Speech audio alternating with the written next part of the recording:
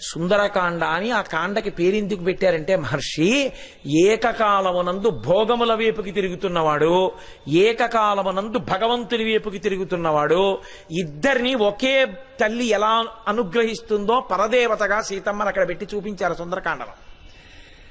ఆ సీతమ్మే శిశుపావృక్షం కింద కూర్చుంది. రావణాసురుడు వచ్చాడు. వాడికి ఆమె అనుభవింపబడవలసినటువంటి స్త్రీగా కనబడుతోంది. తాను ఎత్తుకొచ్చిన ఆడదిలా కనబడుతోంది. అమ్మతనం కనబట్టలేదు, ఆడతనం కనబడుతోంది. పైన చెట్టు మీద ఒక ఆయన కూర్చున్నారు. ఆయనకి ఆడతనం కనబట్టలేదు, అమ్మతనం కనబడుతోంది. ఎవడికి అమ్మతనం కనపడిందో వాడు భవిష్యత్ బ్రహ్మ, ఎవడికి ఆడతనం కనపడిందో వాడు సర్వనాశనం అయిపోయాడు. 10 తలకాయలు ఉన్నా తెగిపోయి. నువ్వేం కావాలనుకుంటున్నావో సుందరకాండ చదివి నేర్చుకో. చుపకృతిం చేయంగా నేనేరా అంజలి ఘటించదభూసురాన్వయమణి సద్బంధు చింతామణి. గురువుగారికి ప్రత్యుపకారం ఏమిటి? చేయడానికి ఉండదు. ఏం చేయాలి? ఎప్పుడూ గురువుగారికి నమస్కారం చేస్తూ ఉండడమే. మణికర్ణిక వైభవం చెప్పిన శంకర భగవత్పాదులకి ఏం చేస్తుండాలి? జయ జయ శంకర హర హర శంకర అంటూ పడవలో వెళ్ళడమే. నువ్వు అదొక్కటి మరిచిపోయి పడవలో తేభ్యమొహం వేసుకొని చూస్తూ వెళ్ళిన నాడు నువ్వు కృతజ్ఞుడవైపోయావు. జయ జయ శంకర హర హర శంకర అని వెళ్ళిన నాడు నువ్వు కృతజ్ఞుడవయ్యావు. చెప్పినది శంకర భగవత్పాదులు మణికర్ణికా స్తవాన్ని. నీకు విశ్వాసాన్ని ఇచ్చిన వారు శంకర భగవత్పాదులు. శంకరుడు అన్న పేరు వచ్చేటట్టు కాకుండా స్నానం చేసిన వారికి ఫలితం వచ్చేటట్టుగా స్తోత్ర రచన చేసి ఇచ్చిన వారు శంకర భగవత్పాదులు. ఇన్ని కోట్ల జన్మల పుణ్యాన్ని నీకు తీసుకొచ్చి కట్టబెడుతుంటే ఇన్ని నీకు చెప్పిన శంకరుల నామం చెప్తూ ఘట్టానికి వెళ్ళి నువ్వు రావడానికి నీకు భేషజం అడ్డొస్తే నువ్వు కృతజ్ఞుడవు. నీకెక్కడి నుంచి వస్తుంది పుణ్యం రమ్మంటే? నోరారా నువ్వు చెప్పగలగాలి శంకరనామం. నువ్వు శంకరుల కన్నా గొప్పవాడివేం కాదు. శంకరుల కన్నా గొప్పవాడు లోకంలో వేరొకడు లేడు లేడు లేడు. కాబట్టి ఆయన నామం నిరంతరం ప్రతిధ్వనిస్తుండాలి.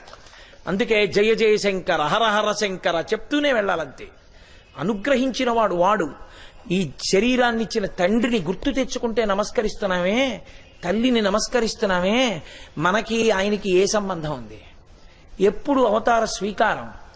మహానుభావుడు రాబోయే తరాల్లో కలిపురుషుని ఉద్ధతిలా ఉంటుందని మనకి విశ్వాసం నిలబడేటట్టుగా, ఎంత అవిశ్వాసము ప్రబలుతోందో అంత విశ్వాసము నిలబడేటట్టుగా మనకి అష్టకాన్ని రాసి అందించి శరీరాన్ని విడిచిపెట్టి ఇప్పటికీ సౌందర్యలహరిలో శబ్దస్వరూపాన్ని పొంది ఉన్నటువంటి శంకర భగవత్పాదులకి నమస్కారం చేస్తూ గంగలో వెళ్ళలేకపోతే అంతకన్నా కృతజ్ఞత వేరొకటి ఉంటుందా? అందుకుని శంకరనామం చెప్తూ వెళ్ళడమే మణికర్ణికా స్నానమునకు అర్హత. పరమేశ్వరుని నిర్హేతుక కృపాకటాక్ష వీక్షణము తప్ప యథార్థమునకు మనకటువంటి తీర్థముల యందు స్నానమునకు అర్హత ఇంకొకటి ఉండదు. నీ దగ్గర డబ్బు ఉండొచ్చు, నువ్వు వస్తే స్నానం చెయ్యాలని ఎక్కడుంది? 104 జ్వరం వస్తే. కానీ పరమేశ్వరుడి అనుగ్రహం ఉంది. స్నానం చెయ్యడానికి కావలసినటువంటి ఆనుకూల్యత అన్ని రకములుగాను సిద్ధింపచేస్తాడు. అందుకే కాశీపట్టణ వైభవం చెప్తూ ఒక మాట చెప్తారు. కాశీలో మరణించడం కాదు, కాశీలో చాలా కాలం ఉండి ఎక్కడో మరణిస్తే మోక్షాన్ని పొందుతాడన్నారు. కారణం ఏమిటో తెలుసా అండి? అయస్కాంతం మీద ఇనప ముక్కని పెట్టి బాగా రుద్దారనుకోండి, మీరు బాగా రుద్దేసిన తర్వాత ఇనం ముక్కను అక్కడ పెట్టి గుండు సూదిని పెడితే ఇనం ముక్క గుండు సూదిని లాగుతుంది. అది అయస్కాంతాన్ని రుద్దుకుని ఇనప ముక్క అయస్కాంతమైంది. కాశీపట్టణంలో ఉన్నవాడెవరో చాలా కాలము వాసము చేయడం చేత వాడు ఈశ్వర కృపకు పాత్రుడైపోయాడు. ఈశ్వర కృపకు పాత్రుడైపోయిన వాడు కొద్ది కాలం ఎక్కడో బయటుండి శరీరం విడిచిపెట్టినా ఇప్పటికి వాడికి ప్రతిబంధకం కాదు, వాడు మోక్షానికి వెళ్ళిపోతాడు. కేవలము వాసము చేత అంత గొప్ప శక్తి కలిగినటువంటి పట్టణం కాశీపట్టణం. అటువంటి పట్టణంలోకి ప్రవేశించడం, అటువంటి పట్టణంలో నిలబడడం పరమేశ్వరుని యొక్క అనుగ్రహం. ఇక్కడ అమ్మ విశాలాక్షిగా అన్నపూర్ణగా నిలబడుతుంది, ఆయన శక్తి స్వరూపం. ఇక్కడ ఉండేటటువంటి అమ్మకి అన్నపూర్ణ అని పేరు. అమ్మకి అనేక పేర్లున్నాయి, అన్ని చోట్ల ఒకే పేరు ఉండదు.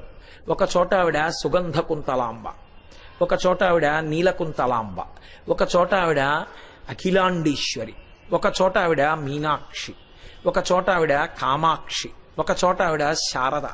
శంకర భగవత్పాదులకి అత్యంత ప్రీతిపాత్రమైన పేరు ఏదైనా ఉంటే లోకంలో అది శారద. శారద, శారద అందుకే ఆయన పెట్టిన మఠాల పేర్లు శారదా మఠాలు. అటువంటి శారద, అటువంటి తల్లి కాశీపట్టణంలో అన్నపూర్ణ విశాలాక్షి. ఎందుకు పెట్టాలి ఆ పేరు అన్నపూర్ణ అని అంటే దానికి కారణం ఉంది. అన్నపూర్ణ అని ఎందుకు పిలుస్తారు? అన్నపూర్ణ అంటే అన్నపూర్ణ తత్వం ఎక్కడుంటుంది అంటే శరీరమునందు ఉంటుంది. అసలు ముందు మీరు అది గమనించాలి. అన్నపూర్ణ తత్వముగా శరీరమునందు ఉంటుంది. ఇప్పుడు అన్నం తిన్నానండి, జీర్ణం అవ్వలేదు, వాంతి అయింది, ఏమైనా ఉపయోగం ఉందా? అది అనారోగ్యం. తినడం ప్రధానం కాదు, తిన్నది వంట పట్టడం ప్రధానం. ఏది మీకు ముందు బయట ఉన్నప్పుడు మీకన్నా భిన్నంగా ఉందో అది మీరు తిన్న తరువాత మీరైపోవాలి. నేను మధ్యాహ్నం ఆనపకాయ కూర తిన్నాను. నేను ఇంకొక గంటన్నర పోయేటప్పటికీ ఆనపకాయ కూర నేను ఆనపకాయ కూర రెండుండవి. ఆనపకాయ కూర నేనైపోతాను. నేనైపోవడం అంటే నా సప్త ధాతువుల యందు అది ప్రవేశిస్తుంది. అది సప్తధాతువులుగా మారిపోతుంది. చర్మము, రక్తము, మాంసము, కొవ్వు, అస్థి, శుక్ల, మేధాగా మారుతుంది. అప్పుడు ఇక ఆనపకాయ కూర ఏది అని అడిగారు అనుకోండి, ఇందులో ఉండదు. అలా ఉండకుండా సప్తధాతువులుగా మారుతూ ఉండడాన్ని అన్నపూర్ణాతత్వము అంటారు. అది ఎంతకాలము దీనికి ఉంటుందో అంతకాలము ఇది ఉపాసనకు యోగ్యమవుతుంది. ఎప్పుడది పోతుందో శరీరంలో అప్పుడు అది ప్రాణోత్క్రమణమునకు సిద్ధమైపోతోందని గుర్తు. అంటే జీవుడు దీన్ని విడిచిపెడుతున్నాడని గుర్తు. అన్నపూర్ణాతత్వము వదిలిపెట్టేసింది అనుకోండి, ఇక దీన్ని వదిలిపెట్టేస్తున్నాడు జీవుడని గుర్తు. అంటే కోట శిథిలమైంది. అంటే ఇందులోకి ఏదైనా వేశారనుకోండి మీరు, అది పుచ్చుకోదు. మీరు ఏదైనా తాగారనుకోండి, ఉండదు. డాక్టర్లు అయితే డీహైడ్రేషన్ అంటారు, చాలా డేంజరస్ సిమ్టమ్, అంత తొందరగా ఒప్పుకోరు. అప్పుడు ఎక్కడికో పెడతానంటే కుదరదు. ముందు గబగబా ఆ ఉప్పు పంచదార కలిపిన నీళ్లు తాగండి అంటారు. ముందు శరీరంలో నీరు నిలబడాలి. ఎందుకంటే నీరు నిలబడకపోతే శరీరం ఉండదు. ఇది ఇప్పుడు డాక్టర్ గారు చెప్పడం కాదు, నేను డాక్టర్లను చిన్నపుచ్చట్లేదు. వైద్యో నారాయణో హరిహి. వేదం ఎప్పుడో చెప్పింది, లింగపురాణం ఎప్పుడో చెప్పింది. సంజీవనం సమస్తస్య జగత సలిలాత్మిక భవ ఇత్యుచ్యతే మూర్తిర్భవస్య పరమాత్మనః అని చెప్పింది. నీటి రూపంలో ఈశ్వరుడు ఉంటాడు. ఆ నీరు ఇందులోకి వెళ్ళి ఇమిడినంత కాలం నువ్వు ఉన్నావు, భవతి భవతి భవతి అంటారు. నీరు ఇందులో ఇమడకపోతే ప్రమాదం వచ్చేసిందని గుర్తు. దాన్ని ఆపుతాడు కాబట్టే ఈశ్వర స్వరూపం ప్రథమో దైవ్యోభిషకు. శివుడు వైద్యుడి రూపంలో ఉంటాడు. ఇప్పుడు ఆ నీరు అంత ముఖ్యం. ఆ నీరు లోపలికెళ్ళి ఇముడుతూ ఉండాలి. ఆహారం లోపలికెళ్ళి ఇమిడిపోవాలి. అందుకే ఆయన అదృష్టం అండి, ఏది తిన్నా జీర్ణం అవుతుంది అంటారు. ఒక్కొక్కటి దురదృష్టం చూడండి, ఇలా తింటాడు అంతే అనారోగ్యం వస్తుంది, ఇక వాడు ఎక్కడికి రాడు. ఎందుకన్నారనుకోండి, నిన్న రాత్రి నుంచి వాంతులు అవుతున్నాయండి అంటారు ఆయనకి. అన్నపూర్ణాతత్వమునందు దోషం వచ్చిందంటే అన్నము తినడంలో ఎప్పుడూ పరమేశ్వరుని యందు భక్తితో తిన్నవాడు కాడు. ఇప్పుడు అదే ప్రతిబంధకంగా నిలబడుతుంది. దీని చరక సంహితలో మహానుభావుడు ఆత్రేయ మహర్షి ఎంత పెద్ద వ్యాఖ్యానం చేశాడో దీనికి. ధర్మలోపం వచ్చినప్పుడు పిండాండమునందు బయట బ్రహ్మాండమునందు కూడా ప్రతిబంధక స్వరూపంగా ఎలా నిలబడుతుందో చెప్పాడు ఆయన. ఆ ప్రతిబంధక స్వరూపంగా ఉండకుండా ఉండాలి అంటే అన్నపూర్ణోపాసన చేస్తూ ఉండాలి. అది నేనుగా మారిపోయే ప్రక్రియ అమ్మవారు కాబట్టి ఆవిడికి చెప్పకుండా, ఆవిడ్ని స్తుతించకుండా తినకూడదు. అందుకే మీకు అన్నపూర్ణాష్టకంలో మొట్టమొదటే ఓ మాట అంటారు, నిత్యానందకరీ. దీనికి పప్పు దీనికి కూర అని చెప్పలేదు ఆవిడ. ఆవిడని ఏం చెప్పారంటే నిత్యానందకరి, ఎప్పుడూ ఉండేటటువంటి ఆనందమును ఇయ్యగలిగినది, చేయగలిగినది. ఎప్పుడూ ఉండే ఆనందం ఏది? మోక్షానందం. మోక్షానందమును పొందడానికి కావలసినటువంటి అర్హత నీకు ఇచ్చున్నది ఆవిడే. ఆవిడ అనుగ్రహం ఉన్నదా, నీ పంచేంద్రియములు పరమేశ్వరుడి వైపుకి తిరుగుతాయి. ఆవిడ అనుగ్రహము లేదు, పంచేంద్రియములు భోగముల వైపుకి తిరుగుతాయి. సుందరకాండ అని ఆ కాండకి పేరెందుకు పెట్టారంటే మహర్షి ఏకకాలమునందు భోగముల వైపుకి తిరుగుతున్నవాడు, ఏకకాలమునందు భగవంతుని వైపుకి తిరుగుతున్నవాడు, ఇద్దరిని ఒకే తల్లి ఎలా అనుగ్రహిస్తుందో పరదేవతగా సీతమ్మని అక్కడ పెట్టి చూపించారు సుందరకాండలో. ఆ సీతమ్మే శిశుపావృక్షం కింద కూర్చుంది. రావణాసురుడు వచ్చాడు. వాడికి ఆమె అనుభవింపబడవలసినటువంటి స్త్రీగా కనబడుతోంది. తానెత్తుకొచ్చిన ఆడదిలా కనబడుతోంది. అమ్మతనం కనబట్టలేదు, ఆడతనం కనబడుతోంది. పైన చెట్టు మీద ఒక ఆయన కూర్చున్నారు. ఆయనకి ఆడతనం కనపట్టలేదు, అమ్మతనం కనపడుతోంది. ఎవడికి అమ్మతనం కనపడిందో వాడు భవిష్యత్ బ్రహ్మ, ఎవడికి ఆడతనం కనపడిందో వాడు సర్వనాశనం అయిపోయాడు. 10 తలకాయలు ఉన్నా తెగిపోయి. నువ్వేం కావాలనుకుంటున్నావో సుందరకాండ చదివి నేర్చుకో. అది తీర్పు మహర్షుడి సుందరకాండలో.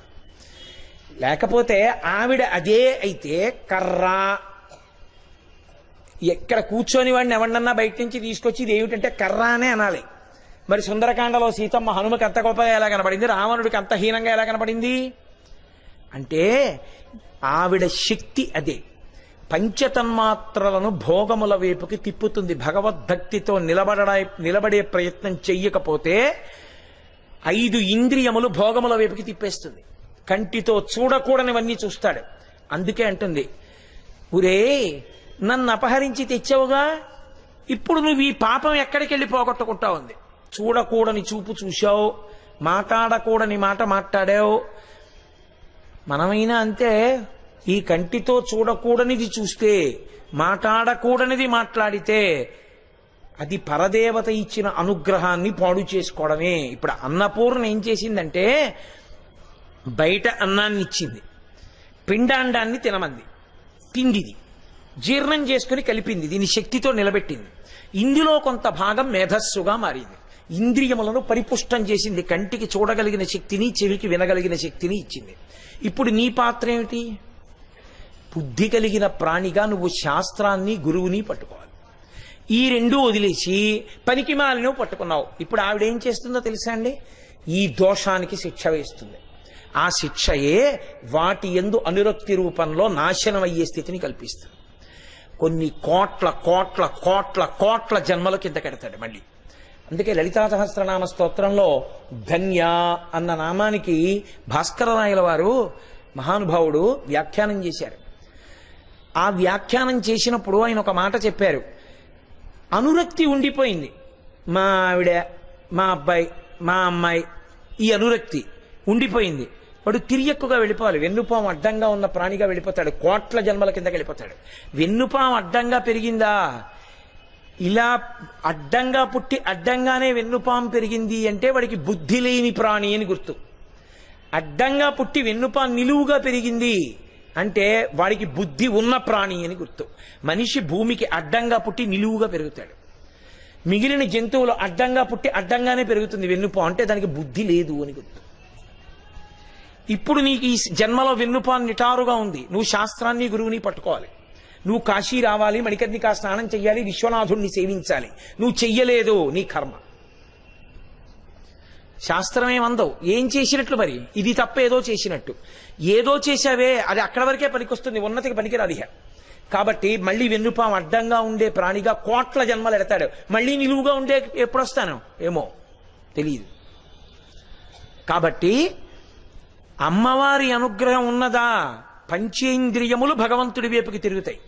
అమ్మవారి అనుగ్రహం లేదా, పంచేంద్రియములు భగవంతుడి వైపుకి తిరగవు. ఆవిడ అనుగ్రహము ఉంటే భక్తి, ఆవిడ అనుగ్రహము లేదు భక్తి లేదు. ఆవిడ అనుగ్రహం ఉంది, ఆవిడ శక్తి స్వరూపిణి. ఆవిడ మీరొక్కటే జ్ఞాపకం పెట్టుకోవాలి. ఇదే అత్యంత ప్రధానమైన కీలకమైన విషయం మీరు గుర్తించవలసింది. ఏ కదలిక అయినా ఆవిడే, ఏ కదలిక లేకపోవడమే ఆయన. పట్టుకున్నారో లేదో బాగా. ఏ కదలిక అయినా ఆవిడ, ఏ కదలిక లేకపోవడం ఆయన. శివ శివ అన్న శబ్దాలకు అర్థం అది. ఏ కదలికైనా కానివ్వండి. ఆకలేసింది, ఇప్పటిదాకా లేని కదలికోటి వచ్చింది. యాదేవి సర్వభూతేషు క్షుధారూపేణ సంస్థిత నమస్తస్యై నమస్తస్యై నమస్తస్యై నమో నమః. ఇందులో పదార్థం అయిపోయింది, వెయ్యమని ఆకలిగా చెప్పింది. అమ్మా నువ్వే, నీకు నమస్కారం. నాకేం సిగ్గేయలేదు ఇప్పటివరకు. సిగ్గేయలేదు అంటే మీరు తప్పు కోణంలో తీసుకోకూడదు. లజ్జ అని ఒక మాట అంటే ముఖము ఎర్రపడి అత్యంత సంతోషంతో శాస్త్రీయమైనటువంటి సంతృప్తి అభివ్యక్తమైతే ఏర్పడేటటువంటి ఎరుపు రంగు కాంతికి లజ్జ అని పేరు. నేను మీకు ఒక ఉపమానం చెప్పాలి అంటే, భర్తగారింటికి వచ్చాడు. భర్తగారింటికి వచ్చినప్పుడు కులకాంత యొక్క ముఖము ఎర్రపడుతుంది. మావారు అని సంతోషంతో ఆనందపడుతుంది. అందుకే తిక్కన గారు మహాభారతాన్ని చెప్తూ ఓ మాట అంటారు. సూర్యుడు రోజు వస్తాడు ఇంటికి, ఆఫీస్కి వెళ్ళిన మొగుడు ఇంటికి రాడేంటి? అలాగే సూర్యుడు రోజు సాయంకాలం ఇంటికి వస్తాడు. కానీ సూర్యుడు ఇంటికి వచ్చేటప్పటికి పశ్చిమ కాంత ముఖం ఎర్రపడుతుంది. అందుకుని సూర్యాస్తమయమునందు పశ్చిమ దిక్కు ఎర్రగా ఉంది అన్నారు తిక్కన గారు. అంటే యాదేవి సర్వభూతేషు లజ్జారూపేణ సంస్థిత నమస్తస్యై నమస్తస్యై నమస్తస్యై నమో నమః. తిరిగి తిరిగి తిరిగి తిరిగి పడుకున్నాడు. ఇప్పుడు ఈ ఒక్క తిరుగుడే ఉంది. జీర్ణాశయం కదులుతోంది, ఊపిరితిత్తులు కదులుతున్నాయి, గుండె కదులుతోంది, రక్తం కదులుతోంది, ఆలోచనలు కదలట్లేదు. ఇది యాదేవి సర్వభూతేషు నిద్రారూపేణ సంస్థిత నమస్తస్యై నమస్తస్యై నమస్తస్యై నమో నమః. అసలు ఏ కదలికలు లేవు. ఇలా కూర్చుని పంచేంద్రియములను అరికెట్టాడు. పంచేంద్రియోన్మాదంబు బాపి అంటారు పోతన గారు చోట. ఉన్మాదము వాటిది, పిచ్చి, అది అరికెట్టాడు. కన్నిలా తెరిచే ఉంది కానీ చూడదు. అంటే కంటికి మనసుకి మధ్యలో ఉండే కవాటం తెగిపోతుంది, చెవికి వినడానికి కవాటం తెగిపోతుంది. అలా ఉంటాడు. ఇదే యోగతారావళిలో మొన్న ఎవరో అన్నారు ఇక్కడ నాతో, యోగతారావళి వినాలంటే ఒకసారి మీరు చెప్తేను అని. యోగతారావళి అద్భుతం. అందులో ధ్యానం గురించి శంకరులు అంటారు. అసలు ఈ శంకరుల్లో అలా చెప్పగలిగిన వారు లేరు. శ్రీశైల శృంగే వివిధ ప్రసంగే శేషాద్రి శృంగే సదా వసంతం తమర్జునం మల్లిక పూర్వమేనం శ్రీశైల శృంగ కుహరేషు కదోపలప్స్యే గాత్రం యదామలతాః పరివేషయంతి కర్ణే యదాః విరచయంతి ఖగాశ్చ నీడాస్ అంటారు. ధ్యానమనందు కూర్చున్నవాడు ఇలా కూర్చుంటే కదలికలు ఎంత ఆగిపోవాలంటే ఏదో నాటకంలో కూర్చున్నట్టు కూర్చోవడం కాదు. ఉత్తిని నిజంగా చెవికి ఏదీ వినపడకూడదు, కంటికి ఏదీ కనపడకూడదు, ముక్కుకి ఏ వాసన తెలియకూడదు. అలా స్తంభీభూతుడై ఉండిపోయాడు అనుకోండి, మందరంగా ఊపిరిళ్ళొస్తోందంతే. ఇప్పుడు అలా పాకుతున్న తీగ దగ్గరికి మీరు కూర్చుంటే 4 రోజులైనా అది మీ బొటన వేలుని చుట్టుకోదు, అలా పక్కకి వెళ్ళిపోతుంది. మీరు కదలకుండా కూర్చున్నారనుకోండి ఒక బఠానీ తీగ పక్కన, అది తీగని మీకు చుట్టకుండా అలా పక్కకి వెళ్ళి రాయిని చుట్టుకుంటుంది, పుల్ల ముక్కను చుట్టుకుంటుంది. ఎందుకో తెలుసా? దానికి తెలుసు వీడు లేచిపోతాడని, అందుకే మీకు అది చుట్టుకోదు. రాతిని పుల్ల ముక్కని చుట్టుకుంటుంది, ఇవి రెండూ కదలవని దానికి తెలుసు. ఎవరిని చుట్టుకుంటుందో తెలుసా? అపారమైనటువంటి తపస్సమాధి ఎందు ధ్యానములో అలా ఉండిపోతే పుల్లముక్కెంతో రాయంతో వీడు కదలడని వచ్చి చుట్టుకుంటుంది. గాత్రం యదామలతాః పరివేషయంతి, తీగలన్నీ అల్లుకుంటాయి. అల్లుకుని అలా కూర్చుని ఉండిపోయాడు. ఒళ్ళు మట్టి పట్టింది, వానబడింది, అక్కడ చిన్న మొక్క మొలిచింది, అది చెట్టు అవుతుంది. ఇప్పుడు చుట్టూ చెట్లు తీగలు అన్నీ అల్లుకుపోయి, అల్లుకుంటే ఊరుకుంటాయేంటి? దాని మీద పక్షులు వచ్చి గూళ్ళు ఎట్టాయి, ఊరుకుంటాయా? పైగా అవి గూడి పెట్టుకోవడానికి తేలిగ్గా ఉండాలంటే ఒక కన్నం ఉంటే దానికి చాలా తేలిక, అందులో పుల్లెడతాయి. ఇప్పుడు వీడు కదలడగా, అందుకని చెవుల్లోకి తెచ్చి పుల్లలెడతాయి. ఎంత ధ్యానంలో ఉన్నవాడైనా, ఎంత నిద్రపోతున్నవాడైనా చెవిలో పుల్లడితే లేచి కూర్చుంటాడు. తర్వాత స్థాయిలో ధ్యానంలో ఏమవుతాడంటే చెవిలో అవి తెచ్చి పుల్లలు పెట్టి గూడు కడతాయి. గూడు కట్టి అవేం ఊరుకోవు, అవి గుడ్లెట్టి పిల్లల్ని ఎడతాయి. పిల్లల్నెట్టి అసలు ఊరుకోవు. తెల్లవారిందో వాటి అలరి మొదలు. మీరు వెంకటేశ్వర సుప్రభాతంలో వింటూ ఉంటారుగా, అక్కడ కదళీ పల్లపాయసాని అని అవి అక్కడి నుంచి ఇంకా చిలకలు వచ్చి ఆ పళ్ళు తింటూ కూతలన్నీ మొదలు పెడతాయి, కోయిలలు కూతలు మొదలు పెడతాయి. ఈ పక్షులు ఆ చిన్నపిల్లల అమ్మ కోసం అరుస్తాయి. అదేదో ఆహారం పట్టుకొచ్చి ఇలా వచ్చి వాలేటప్పటికి వెళ్ళి కూ కూ కూ కూ కూ అని నోళ్ళు విప్పుతాయి. అదో దాంట్లో నోట్లో పెట్టి మళ్ళీ పరిగెడుతుంది, మళ్ళీ తెస్తుంది, రెండో దాని నోట్లో పెడుతుంది. అరుపులు, కేకలు, బొబ్బలు, ఇంత అల్లరి. పరవస్తు చిన్నయేశ్వరి వర్ణిస్తాడే, గంగా తీరమనందు ఒక పెద్ద వటవృక్షంబు కలదో, దాని మీద అనేకమైనటువంటి మృగ కాక పక్షి సంఘము జీవించుచుండే అని. అలా ఈ గోళ్లలో అరుపులు, కేకలు, బొబ్బలు, ఈ పక్షుల అల్లరి ఆయనకేం తెలీదు. అలా ఉండిపోయిన స్థితి శంకరా నాకు శ్రీశైలంలో ఎప్పుడైనా వస్తుందా అన్నారు శంకరాచార్యులు వారు. ఆయనకి లేక ఒరే ధ్యానం చేసి ఆ స్థితికి వెళ్ళగలగాలను అని.